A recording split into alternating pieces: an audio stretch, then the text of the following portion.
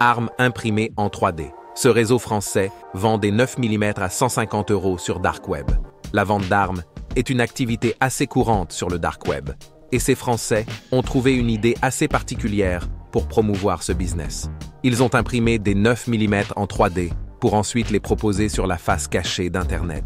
Cette situation montre encore plus le danger de la high-tech dans les mains de personnes malveillantes. Un réseau qui s'étend en France et en Belgique. Heureusement, les forces de l'ordre ont réussi à interpeller les suspects. 4 individus ont été arrêtés. Selon les enquêtes, ces suspects imprimaient des armes en 3D pour les revendre sur le Dark Web. Une activité dangereuse, surtout avec l'expansion de la violence dans certaines villes françaises. Ce sujet est très intéressant, je te l'accorde. Mais avant tout, n'oublie pas de liker la vidéo, de t'abonner et activer la notification pour ne rien rater sur la chaîne. Je compte sur toi. Non, ce n'est pas un simple jouet. Les armes imprimées en 3D ont les mêmes capacités que les modèles classiques. Elles peuvent lancer des balles à une vitesse de 400 mètres par seconde. Ces prouesses technologiques sont capables de tuer. Les forces de l'ordre sont entièrement au courant de cette tendance. Toutefois, la conception de ces armes est assez aisée. Il suffit d'avoir une imprimante 3D et quelques techniques de manipulation.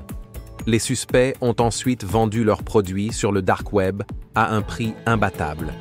Oui, il est possible d'avoir un pistolet 9 mm à 150 €.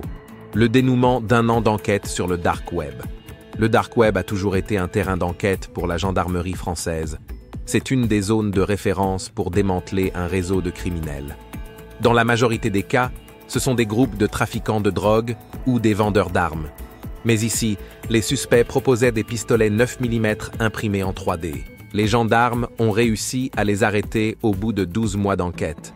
En plus des 4 individus interpellés, plus de 14 personnes sont impliquées dans cette affaire. Un trafic complexe dans le Var. Le réseau de criminels se base sur une stratégie bien rodée pour échapper à tout ce contrôle. Le leader du groupe, un Varois de 26 ans, organise le réseau depuis la Belgique. Il y a ensuite une dizaine de personnes pour produire les armes en 3D. Un autre groupe s'occupe de la vente sur le Dark Web. La livraison se fait ensuite par la poste. Le client aura des pièces détachées. Cette approche permet de contourner les forces de l'ordre. La situation inquiète le procureur de Marseille. Il s'agit d'une première en France qui ne manque pas d'inquiéter. Le colonel Hervé Pétry s'est aussi exprimé après cette enquête. Ce phénomène n'est pas nouveau, mais prend une dimension inquiétante. Et il a raison.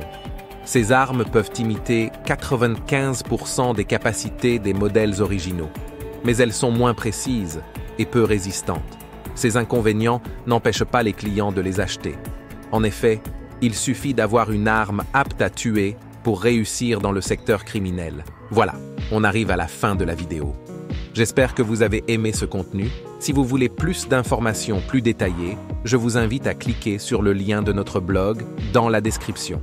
N'oubliez pas de liker la vidéo, à la partager et la commenter, et surtout, abonnez-vous et activez la cloche pour ne rien manquer sur la chaîne. On se retrouve à la prochaine vidéo. Ciao!